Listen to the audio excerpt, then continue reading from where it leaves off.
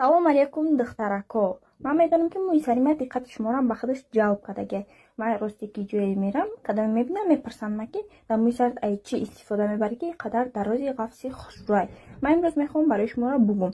Айне маска комплимент истифода мебарам ки муисара дароз ва ғафс мекунад. این маска از زنجبیل تیار شده برای مویسر تیز دراز کردن در مدت 3 هفته به شما رزولتات 100% را نشان میده. مویسرتون را دراز میکنه و همچنین غفصی خوشرو میکنه. سلام علیکم دخترکو. من میدونم که مویسری من دقت شما را به خودش جلب کردگی. من راستی که جوی میرم کدام میبینم میپرسم مگه در مویسرت ای چی استفاده میبری که قدر درازی غفصی خوشروی. من امروز میخوام برای شما را بگم.